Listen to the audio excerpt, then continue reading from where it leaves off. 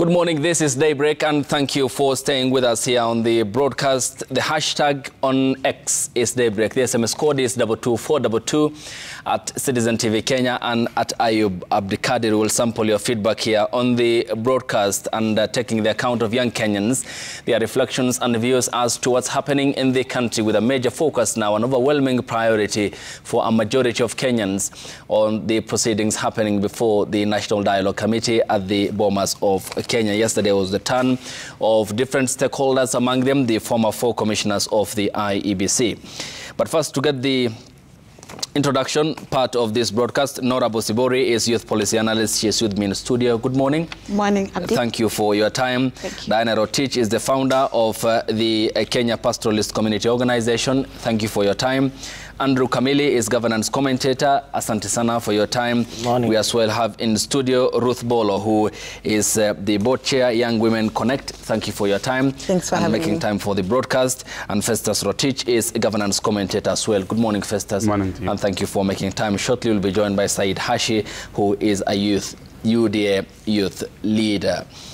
A lot is happening in the country, and here is your account and a platform to express your views and concerns as to what needs to be course-corrected in this country. I first begin with you, Bosibori, and then there seems to be a major focus on what's happening at the Bomas of Kenya following the proceedings, of course. What's your account, of where the country is headed in terms of the presentations or the submissions made? Good morning. Thank you, Ayub, for the opportunity. First and foremost, I have to appreciate the ongoing talks, the bipartisan talks, that is going to foster cohesion, because you understand that we were in a very bad space. We were losing a lot economically, and therefore it is a good opportunity for Kenyans to come together and try find a middle ground to move forward. But my biggest challenge here is that once again, the youth have been, drawn back. Considering that the youth contribute immensely towards these processes, the political system, even the power dynamics, and even the economic growth of this country. But then when it comes to the decision making, we don't see any youth on the table.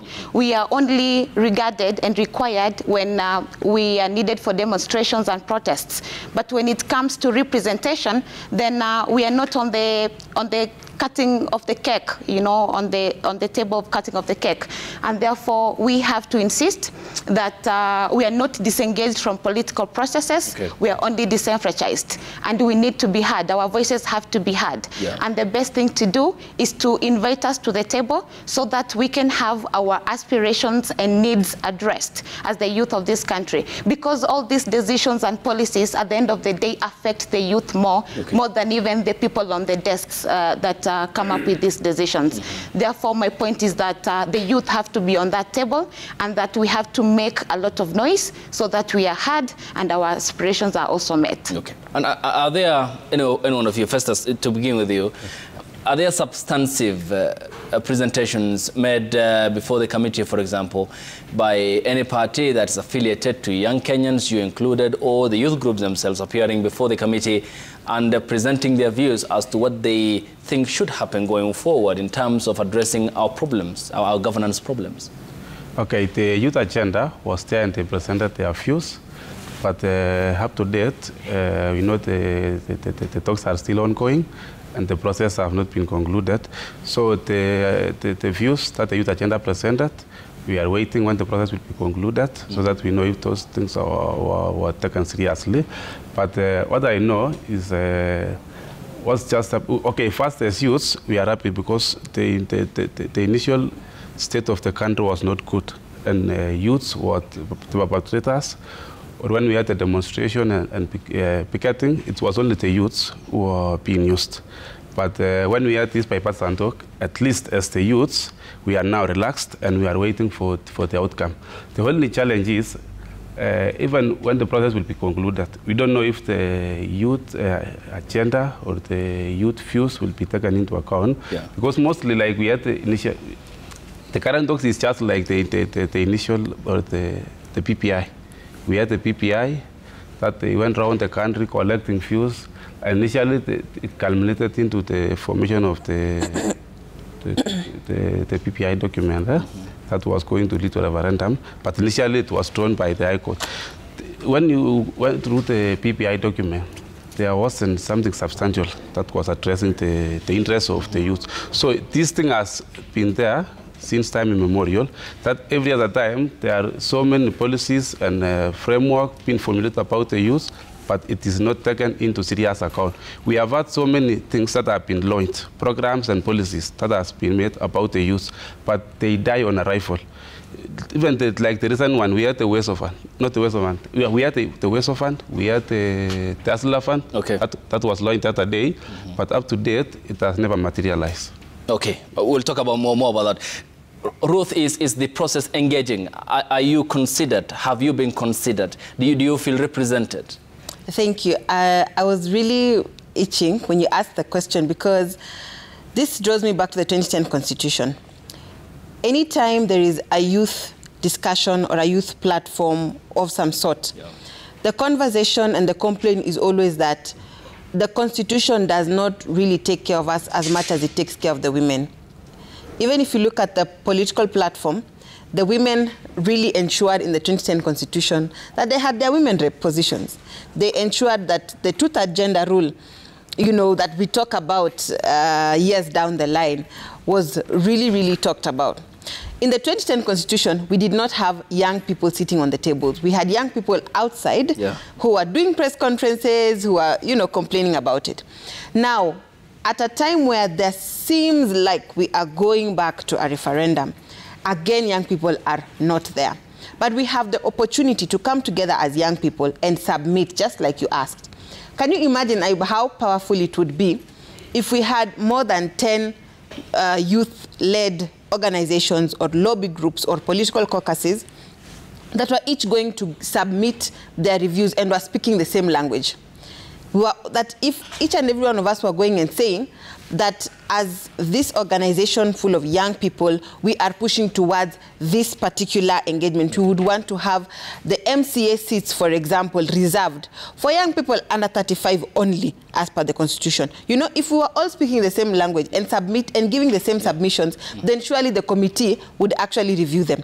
But the issue that we have is, number one, as young people, we've not been able to come under one platform and speak one language. What I have witnessed quite often, and I would say this even in reference to the BBI process he was talking about, you find that if I go with my youth organization and give submission A, ASCON, for example, will go with his organization, give a different submission, and discredit my submission. That is the issue that we have been having. So here's an opportunity where the lobby groups that were very active during the political season can actually come together and give those submissions. Here is also an opportunity whereby I saw the Center for Multi-Party Democracy gave their submission, and I loved that they had young people in their committee that were drafting these submissions together. I love that they had young people there. Now, how can we plug in with those young people that are already in this committee that have given those submissions? So the process is engaging in terms of allowing us to go and give feedback, in terms of actually showing us and going live with their proceedings. But it is up to us as young people. I know it is we are not represented, but we can't just sit and complain because we are not represented. Okay, well, Askor, I'll come to you on the affirmative question that Ruth had pointed out. For example, like what we have in the number of women rep positions that we have, the 47 guaranteed for women. Yes. But still the struggle towards the gender equation and completing on the same in terms of implementing that. Diana, is there a feeling, I mean, she talks about unified front that you folks ought to be presenting, but that umbrella seems to be lacking because you present submission A, Said presents submission B, ASCON has its own D. I mean, when will all these sort of segmented and all over the place sort of submissions and interests from young persons be converged at one point? Good morning once again. I am Diana from West Pokot. And I think as young people with what is happening in the national dialogue, I feel we are not represented at all because before that, we were on forefront fighting for this, fighting for the high cost of living and things like that. But at the same time, when it's come to the table now, we are missing peace in this. And we forget that we make up the highest population in the country and even in the whole world as youth. So to me, I feel like we are not really, we are not represented. And what my sister just mentioned is that we really need to come together as youth and speak one language. And once we come together, I think great things do happen. So we really have to come together and speak one language so that we can be recognized in the decision-making processes. Andrew, is affirmative action the way forward? Because Ruth had a proposal here on the broadcast, but given that what's happening at the moment, the decry of sidelining, I mean, not feeling part of the equation and the political matrix in the country, yet if you guys come to a point of convergence, then democratically you can win power in this country and produce a president and even all the parliamentarians because of your numbers. I mean, how can that unity be achieved? It is actually true that it is important that we look at things differently this time, considering that this is not the first time we're having this kind of conversation. And there's nothing wrong with the conversation that's ongoing at, that's going on at the Bomas. We know our background, we know the history, and we know why we are in the space where the political factions have to come together and speak. But I also try to look at it from the angle that for how long will this keep on happening? You know, we've had, I was present when Okoa Kenya was there and very active. I was present when IBC Must Go was there and very active. I was present in the BBI 1 and BBI 2. I think there were two versions of BBI, you know. And now we are in another phase of bipartisan talks, you know, of course, fashioned or branded differently. So my question as a young person is, for how long is this going to happen, and how many times are we going to have these conversations? Does it mean that our constitution, while I understand as a lawyer that is an ongoing process of making it better, does it mean that our constitution is so bad, our laws are so bad that we really have to get the attention of our politicians who most of the time are just angry at the processes that they didn't expect to, you know, get the outcome that they're having, so that we rebrand our constitution to tailor it into a way that it can serve the interest of politicians? So that is something that really touches my heart. I really want to understand why we really have to keep on having conversations, not tailored in a fashion or not tailored to solve our problems or to remedy our challenges, but that are geared towards serving the interest of politicians. But also something Ruth had mentioned, and you have correctly asked, if affirmative action would then bring the youth to the fore. Affirmative action is always informed by the background and you know, the issues that then inform why that affirmative action is being instituted. For instance, when, and particularly in law, we say that for you to do a constitutional amendment or a change in law, there must be a mischief you're intending to cure. So in this case, what then will we intending to cure? We have the affirmative action for women. There was something it was trying to cure, which is a global issue. We needed to have the two-third gender rule met properly. That's why we're having the affirmative action. That's why women rep are there. That's why even in the BBI, there's a proposal to have women move to the Senate and then have them in half of numbers. I don't see where the youth, in my view, would demand to get a space through affirmative action. And this is the reason why. If the youth get conscious and stop agonizing and just organize as you're putting it, harmonize their ideas, harmonize their thoughts, and understand that their numbers actually count, and divorce themselves from the politics of tribalism and ethnic mobilization, then we'll be able to understand that we have a really big space to play in this country. Look at the numbers that we contribute in the maandamanos. Look at the numbers we contribute even in sports and talent and art industry. Look at the numbers everywhere, even in academia. The youth are more today if you look at the scholars, even in the universities. But we don't get to understand this when it comes to politics, that we need to really look at ourselves as though we have the numbers and we can actually sit down together and even decide that we need one of our own at the top seat. Look at what is happening at the bipartisan talks. I will give some credit to the UDA party for, a few occasions attempting to bring on board young leaders, if not youth, but youthful leaders. On the other side of the opposition, I haven't seen that. Actually saw my friend Babu Owino complain very bitterly.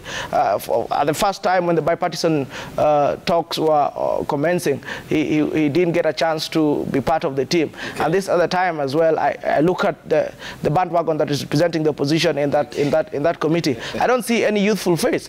So it is something that really, in my view, it calls upon the young people to look at themselves as though they have the capacity, they have the knowledge, and they have the wherewithal to take over this leadership and then move in an organized fashion. We'll talk more about the the constitutionalism needed? Because there seems to be an affront on Katiba, majorly by the political players in this country, who feel irritated and largely want the status quo to remain. And your counters to how we can better our governance structure. Because in the end, it boils down to democracy, it's about voting, it's about the Kenyan people giving you the mandate, and you form a bulk of that number. We are now joined by Said Hashi, who is the UDA party youth leader. Thanks for your time, Said, and good morning.